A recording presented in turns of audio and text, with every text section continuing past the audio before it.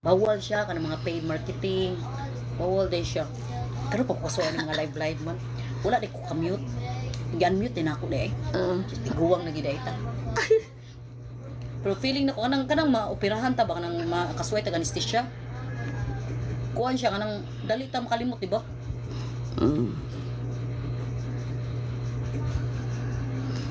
Di na ta gisod ang mga paid marketing. Mo gini akong paboritong color ti. Yang hindi siya tan-awon kung taas imong kuko. As in. Ya, hilig man kog mga salon no, salon ng mga kuko ug hair. Muna ako ikuan sa TikTok day live tutorial ba. Kay gusto ko ba. O kana gani sa eskwelahan ganito mga mamshi, mga mama nang naraman sila sa eskwelahan no, whole day. Believes ko nila whole day sila nagatang from morning to kuan.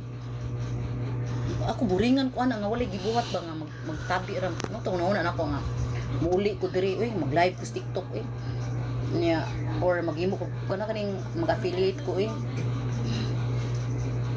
akong ikuan ang mga mama sa eskwelahan ba nga akong pante ba gini akong i-group ko sila ba nga magtudlo gani ko kuan kanang hair rebanding gani kuyugo na ko sila kay wala man tatong na atoy ang isa ka mama doon nag-abang doon sa eskwelahan.